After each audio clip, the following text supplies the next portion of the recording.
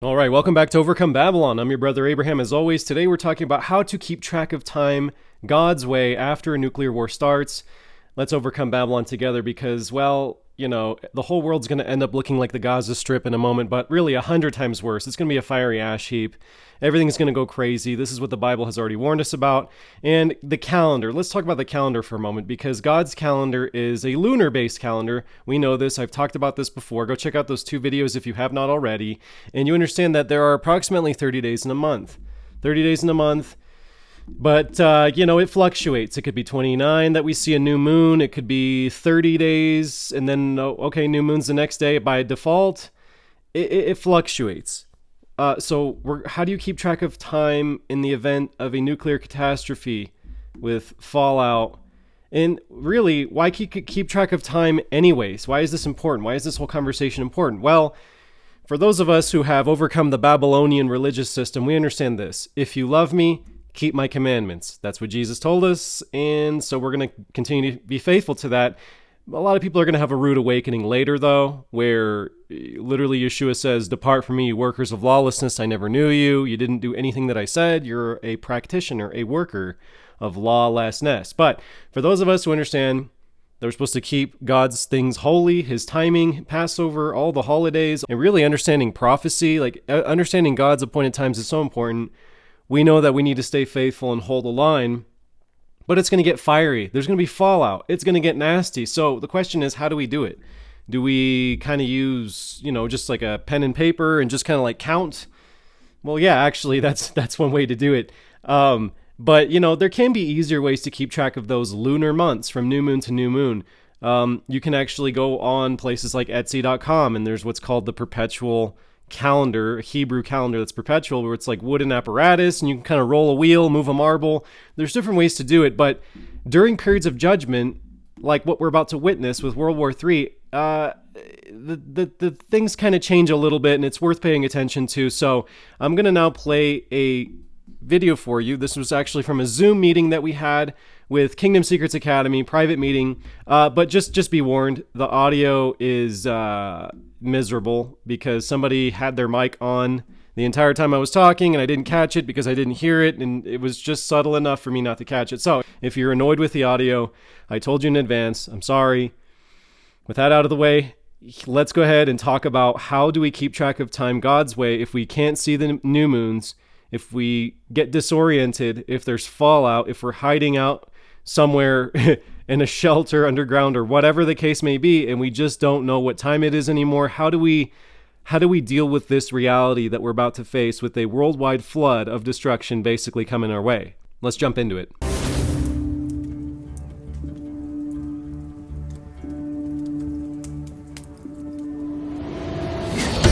The question is, let's just say if we don't have internet access, what hits the fan, the world gets chaotic and hectic, and we lose internet access. It could be for a few days, it could be for months, it could be for weeks.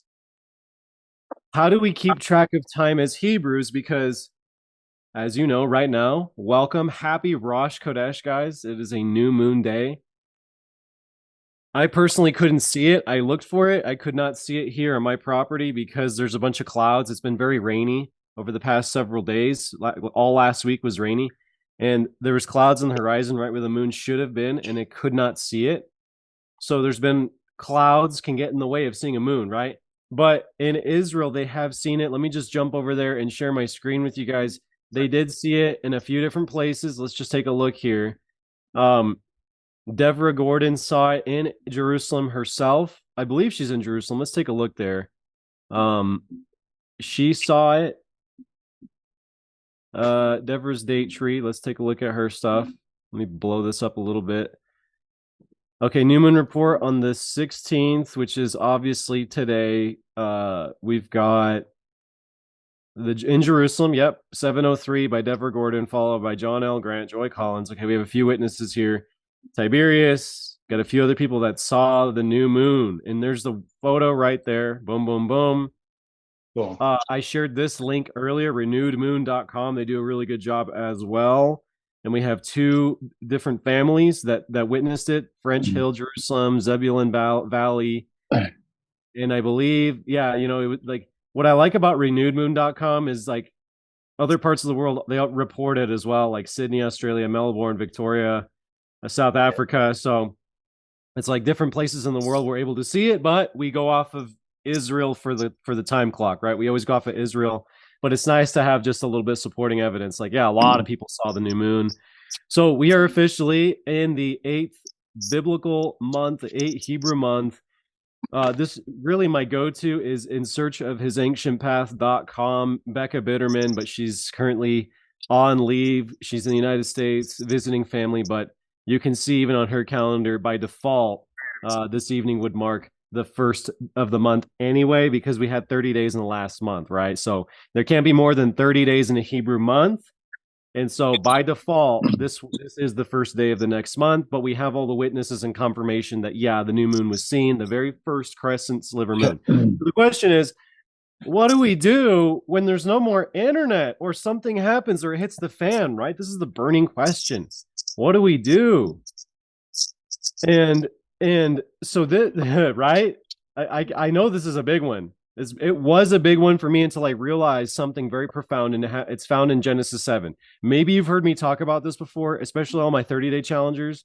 Well, I don't know if I did it on the 30-day challenge, but shout out to Nicole. I believe she was the one that asked me during one of our private meetings in the 30-day challenge. She's like, what do we do during the Great Tribulation, the tribulation period, if we can't see the moon? And it literally says that the days are going to be shortened. There's going to be blackness in the sky. The sun's going to be turned black. The moon's going to be dark. So shout out to Nicole for asking that, because it really got my mind thinking, right? The answer to this burning question of how do we continue to keep track of time is found in Genesis 7, guys. Genesis 7 gives us the gold of the word of God. Let's take a look at it. Genesis 7, verse 1. Then Yehovah said to Noah, come into the ark, you and all your household, because I have seen that you are righteous before me in this generation. You shall take with you 7 each of every clean animal, a male and his female, 2 of each animal that are clean, that are unclean, a male and his female, also 7 of each birds of the air, male and female, to keep the species alive on all the face of the earth. Yeah, so 7 clean and 2 unclean. For after 7 more days, I will cause it to rain on the earth 40 days, 40 nights. I will destroy from the face of the earth all living things I have made. And Noah did according to all that Yehovah commanded him. Noah was 600 years old when the floodwaters were on the earth. So Noah with his sons, his wife, his sons' wives, went into the ark because of the waters of the flood, of clean animals, of animals that are unclean, birds, and everything that creeps in the earth. But 2 by 2, they went into the ark to Noah. So they came to him, by the way. God rounded him up. That's a pretty taxing chore if he had to do it all himself. Male and female, as God had commanded Noah. And it came to pass after 7 days that the waters of the flood were on the earth. In the 600th year of Noah's life, in the 2nd month. Now, pay attention to this, guys. Let's zoom in on this. Genesis 7:11. So we're being told on the 2nd month, not Aviv, but the 2nd month, on the 17th day of the month. On that day, all the fountains of the great deep, right? The Tehom, the deep, the great deep, were broken up, and the windows of the heavens were open. Of heaven was open. And the rain was on the earth 40 days and 40 nights. So you got 40 days, 40 nights right there where you can't see the new moon. Excuse me. Think about this from put yourself in Noah's shoes. You can't see the new moon, guys. I couldn't see it because there's clouds in the horizon on my property, right? But 40 days, 40 nights. So that's already 40 days, 40 nights where he could no longer keep track of time and declaring the new moons properly like we have today. Okay. This very new moon day that we're recording this, right? So right there, like, how is he keeping track of time? Then look what it says. On the very same day, Noah and Noah's sons, Shem, Ham, and Japheth, and Noah's wife and the 3 wives of his sons with them entered the ark.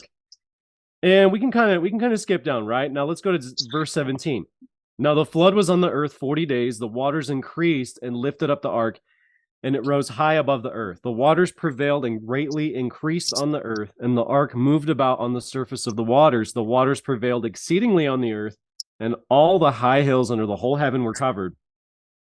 The waters prevailed 15 cubits. Just take a look at your arm, right? 15 cubits from your fingertip, middle finger to the hollow of your elbow there. 15 cubits, boom, above Mount Everest, and the mountains were covered.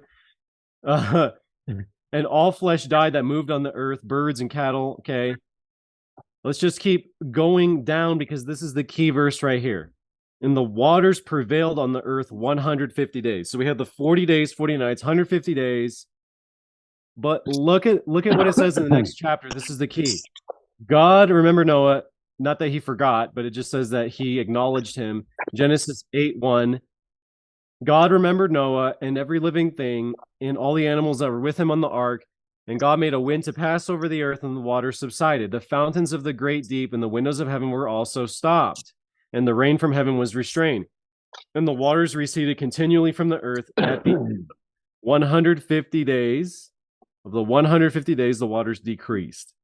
Then the ark rested in the 7th month, on the 17th day of the month, on the mountains of Ararat. So, what we're being told, the waters kept decreasing, by the way, but Noah was keeping track of time during a period of judgment. And everything started on the 2nd month. Do the math with me, okay? 2nd month, 17th day of the month. Then it says 7th month, 17th day of the month. That's exactly 150 days. We divide that into 30, exactly 30 equal days in a month.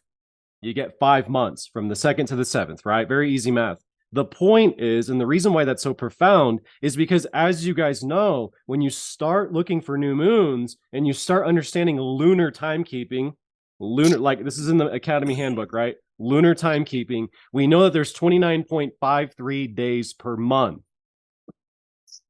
That means that sometimes there's 29 days in a month, sometimes there's 30. And honestly, sometimes I've talked to Becca Bitterman. I don't totally understand it, to be honest, but because I haven't experienced this, but sometimes, depending on the visibility of that first crescent moon, on the 28th day, you could actually see a new moon. So 28, 29, 30, the number of days per month fluctuates, right?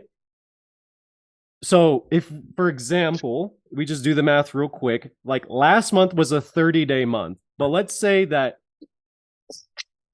150 divided by 29, that'd be like 5 and 5.17. But Noah didn't do it that way. Noah couldn't see the side of moon, so there weren't some 29s and some 30s in there, or all 29s. Every single month, he just automatically said, there's 30 days in a month. I'm just going to go with a flat rate count. I'm just going to keep it at 30, 30, 30, 30, 30. We also see this pattern in the book of Revelation, which is kind of interesting because it says 42 months. And we see this pattern. We see this pattern of during periods of judgment, which we're about to enter, we just count 30 days flat. If you can't see the moon like Noah did, he couldn't see it. He just counted 30 days, 30 days. But remember what the Psalms tells us, right? Teach us to number our days that we may acquire a heart of wisdom, that we may get a heart of wisdom. Oh, Lord, teach us to number our days. We have to number our days, guys. This is part of the heritage of God's people. Part of the heritage. Like, it's strange to me. There's different religious camps out there that teach you that having birthdays is wrong. Having birthdays is pagan because, oh my gosh, you open the Bible and you see Herod celebrating a birthday and John the Baptist gets his head cut off and, oh, birthdays are so pagan. No, they're not. Okay? How did Abraham know? Like, anyway, they all kept track of time. It told you in the certain number of years of his life, Noah's life. I think it was 600, right? Did we just read that? I wasn't paying that close attention. But he was a certain age. Moses was a certain age when he was commissioned. Aaron was a certain age when he was a priest. There's nothing wrong with birthdays. We're supposed to count. We're supposed to number our days. And specifically, we're supposed to keep track of the days in a month faithfully. When we can, we use the new moons. That exactly as it says, Rosh Chodesh, declaring the head of the month, the beginning, the renewed moon, the first crescent sliver moon. We do these things because that's just how God designed it for signs and seasons. That's why I put the sun, moon, and stars there. And so we look for that renewed moon. We keep time according to a lunar time clock. But during periods of judgment, well, the rules change. It's not that God changes his mind. It's just that we have to adjust to his wrath. We have to adjust ourselves, position ourselves to be just like Noah in the ark, covered with pitch, atoned, right? It was kippur with the pitch, waterproof. Wrath and the judgment didn't touch him, and he was still keeping track of time, though, right? So he counted 30, 30, 30, 30, 30, 150 days, 30 days per month, 5 months from the second month, 17th day, the second month to the 17th day of the 7th month. So that is what we do, guys. I know it's a point of stress for a lot of people. Like, oh, what do? We don't have access to our witnesses in Israel. We don't have internet anymore. Oh, what do we do? Your calendar doesn't work. The Bible works. We adjust, we adapt. You just have to have that wisdom to look and see the patterns of when there's judgment. Well, we got to adjust how we're walking, but we still keep walking this walk, and we keep counting, and we're still faithful. So hopefully that makes sense. I wanted to start off with that, and then we're going to do mass deliverance.